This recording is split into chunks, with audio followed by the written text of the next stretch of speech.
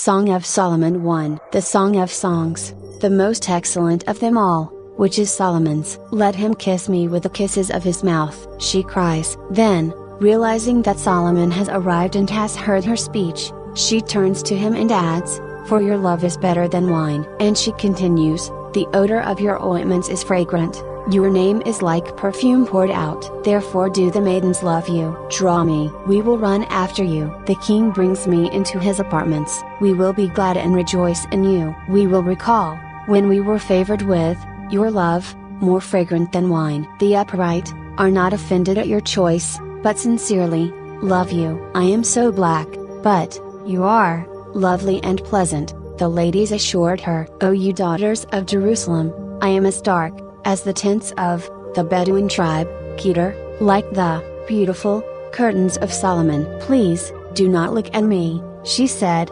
for, I am swarthy. I have worked out, in the sun and it has left its mark upon me. My stepbrothers were angry with me, and they made me keeper of the vineyards, but my own vineyard, my complexion, I have not kept. Addressing her shepherd, she said, tell me, O you whom my soul loves, where you pasture your flock, where you making lie down at noon. For why should I, as I think of you, be as a veiled one straying beside the flocks of your companions? If you do not know, where your lover is, O you fairest among women, run along, follow the tracks of the flock, and, amuse yourself by, pasturing your kids beside the shepherd's tents. O my love, he said as he saw her, you remind me of my, favorite, mare in the chariot bands of Pharaoh. Your cheeks are comely with ornaments, your neck with strings of jewels. We will make for you chains and ornaments of gold, studded with silver. While the king sits at his table, she said,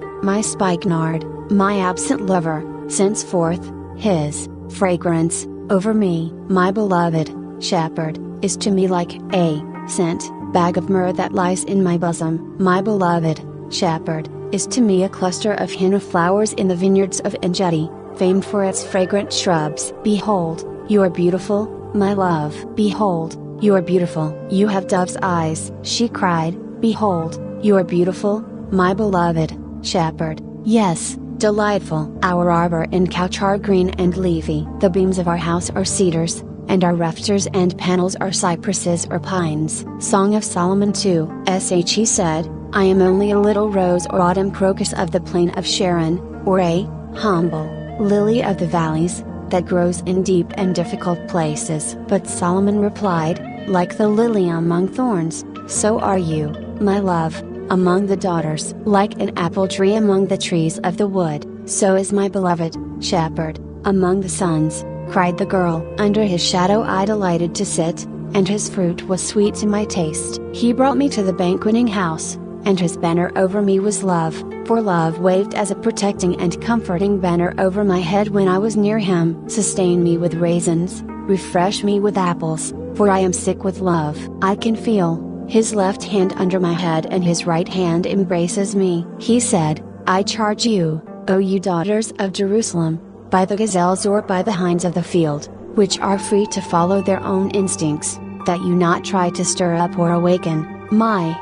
love until it pleases. Vividly she pictured it, the voice of my beloved, shepherd. Behold, he comes, leaping upon the mountains, bounding over the hills. My beloved is like a gazelle or a young hart. Behold, he stands behind the wall of our house, he looks in through the windows, he glances through the lattice. My beloved speaks and says to me, rise up, my love, my fair one, and come away. For, behold, the winter is past, the rain is over and gone. The flowers appear on the earth, the time of the singing, of birds, has come, and the voice of the turtle dove is heard in our land. The fig tree puts forth and ripens her green figs, and the vines are in blossom and give forth their fragrance. Arise, my love, my fair one, and come away. So I went with him, and when we were climbing the rocky steps up the hillside, my beloved shepherd said to me, O my dove, while you are here, in the seclusion of the clefts in the solid rock,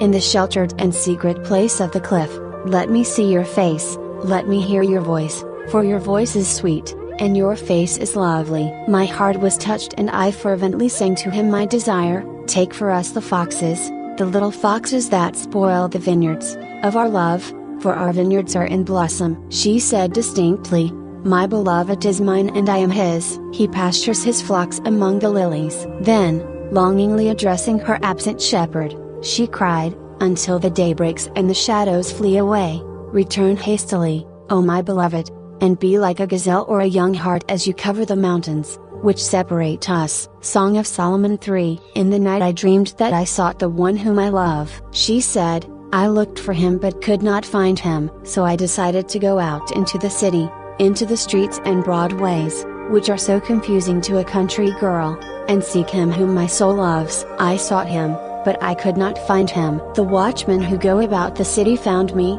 to whom I said, 'Have you seen him whom my soul loves?' I had gone but a little way past them when I found him whom my soul loves. I held him and would not let him go until I had brought him into my mother's house, and into the chamber of her who conceived me. I adjure you, O daughters of Jerusalem, by the gazelles or by the hinds of the field, that you stir not up nor awaken love until it pleases." "Who or what is this," she asked, "that comes gliding out of the wilderness like stately pillars of smoke perfumed with myrrh, frankincense, and all the fragrant powders of the merchant?" Someone answered, "Behold, it is the traveling litter, the bridal car, of Solomon. 60 mighty men are around it, of the mighty men of Israel. They all handle the sword and are expert in war. Every man has his sword upon his thigh, that fear be not excited in the night." King Solomon made himself a car or a palanquin from the cedar wood of Lebanon. He made its posts of silver, its back of gold, its seat of purple,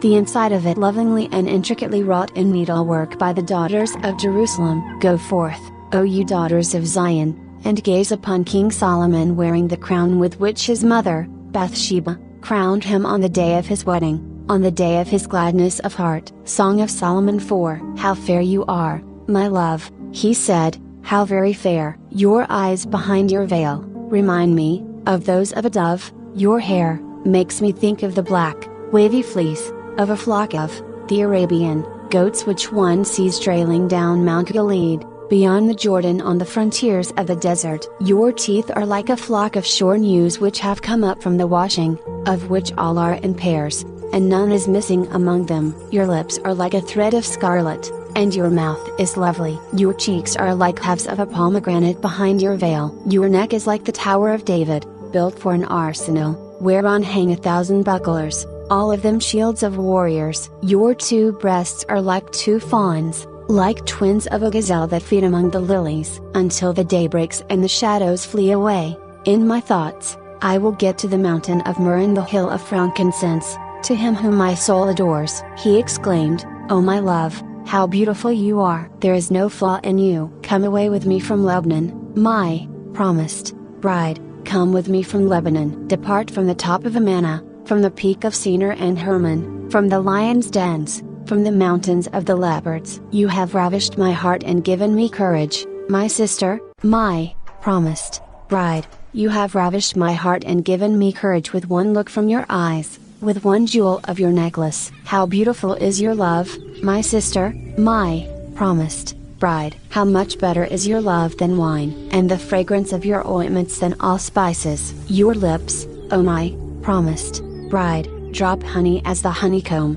Honey and milk are under your tongue, and the odor of your garments is like the odor of Lebanon. A garden enclosed and barred is my sister, my promised bride. A spring shut up, a fountain sealed. Your shoots are an orchard of pomegranates or a paradise with precious fruits, henna with spikenard plants, spikenard and saffron, calamus and cinnamon, with all trees of frankincense, myrrh, and aloes, with all the chief spices. You are fountain, springing up, in a garden, a well of living waters, and flowing streams from Lebanon. You have called me a garden, she said. Oh, I pray that the cold north wind and the soft south wind may blow upon my garden, that its spices may flow out in abundance for you in whom my soul delights. Let my beloved come into his garden and eat its choicest fruits. Song of Solomon 5. I have come into my garden, my sister, my promised bride.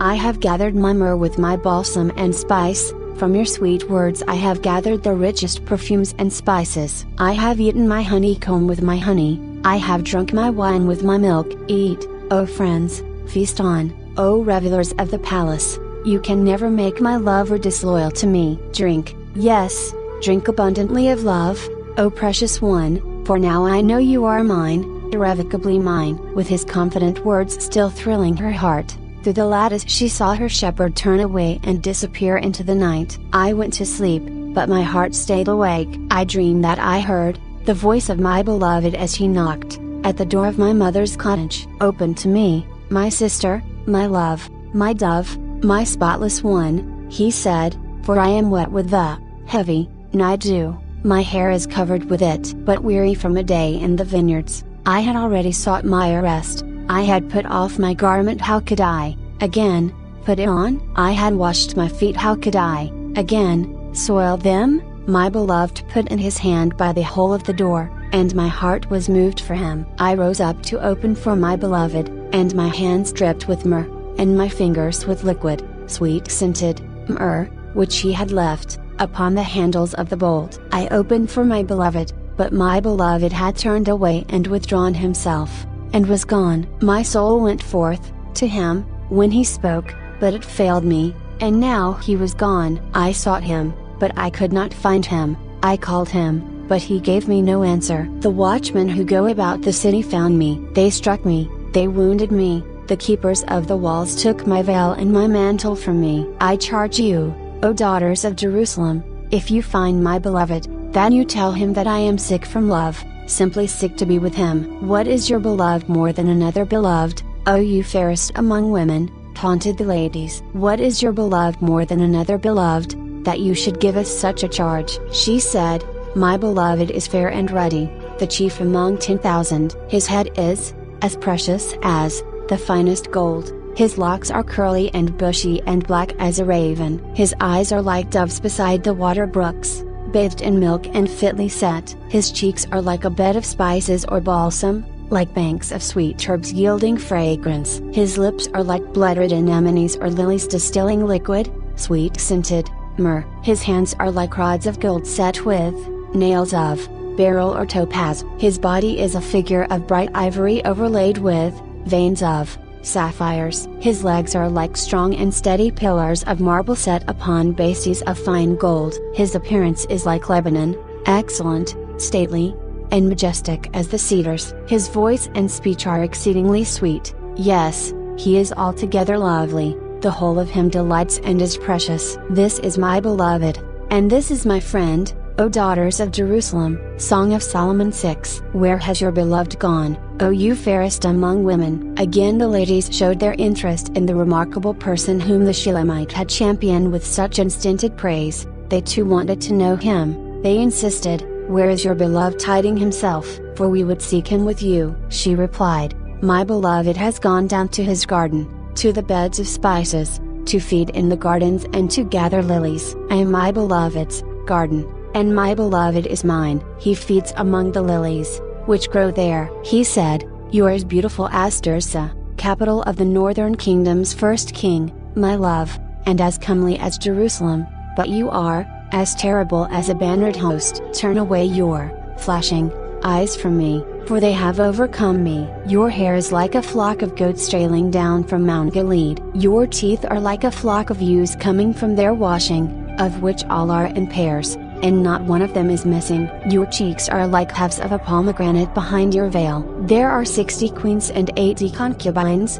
and virgins without number, but my dove, my undefiled and perfect one, stands alone, above them all. She is the only one of her mother, she is the choice one of her who bore her. The daughters saw her and called her blessed and happy, yes, the queens and the concubines, and they praised her. The ladies asked, who is this that looks forth like the dawn, fair as the moon, clear and pure as the sun, and terrible as a bannered host? The Shulamite replied, I went down into the nut orchard, one day, to look at the green plants of the valley, to see whether the grapevine had budded and the pomegranates were in flower. Before I was aware of what was happening, my desire to roam about had brought me into the area of the princes of my people, the king's retinue. I began to flee, but they called to me, return, return, O Shulamite, return, return, that we may look upon you. I replied, what is there for you to see in the poor little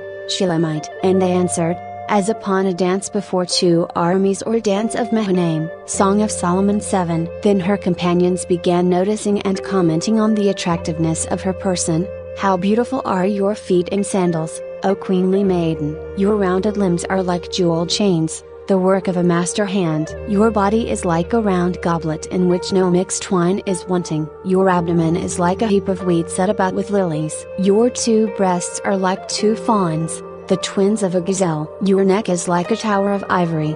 Your eyes like the pools of Heshbon by the gate of Bath Rabbim. Your nose is like the tower of Lebanon which looks toward Damascus. Your head crowns you like Mount Carmel, and the hair of your head like purple. Then seeing the king watching the girl in absorbed admiration, the speaker added, the king is held captive by its dresses. The king came forward, saying, how fair and how pleasant you are, O love, with your delights. Your stature is like that of a palm tree, and your bosom like its clusters of dates, declared the king. I resolve that I will climb the palm tree, I will grasp its branches. Let your breasts be like clusters of the grapevine, and the scent of your breath like apples, and your kisses like the best wine. Then the Shulamite interrupted, that goes down smoothly and sweetly for my beloved shepherd, kisses, gliding over his lips while he sleeps. She proudly said, I am my beloved's, and his desire is toward me. She said, come, my beloved, let us go forth into the field,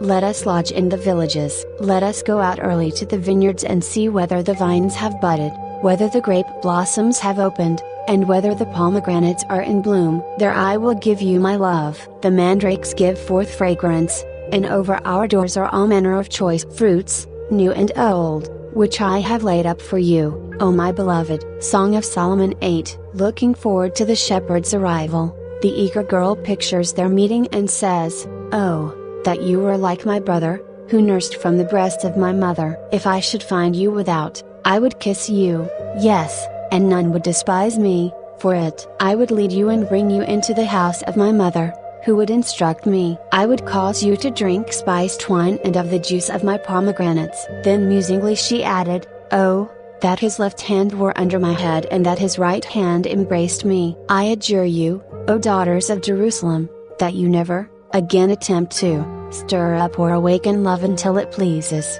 Who is this who comes up from the wilderness leaning upon her beloved? And as they sighted the home of her childhood, the bride said, under the apple tree I awakened you, there your mother gave you birth, there she was in travail and bore you. Set me like a seal upon your heart, like a seal upon your arm, for love is as strong as death, jealousy is as hard and cruel as Sheol, the place of the dead. Its flashes are flashes of fire, a most vehement flame, the very flame of the Lord. Many waters cannot quench love, neither can floods drown it. If a man would offer all the goods of his house for love, he would be utterly scorned and despised. Gathered with her family and the wedding guests in her mother's cottage, the bride said to her stepbrothers, when I was a little girl, you said, we have a little sister and she has no breasts. What shall we do for our sister on the day when she is spoken for in marriage? If she is a wall, discreet and womanly, we will build upon her a turret, a dowry, of silver,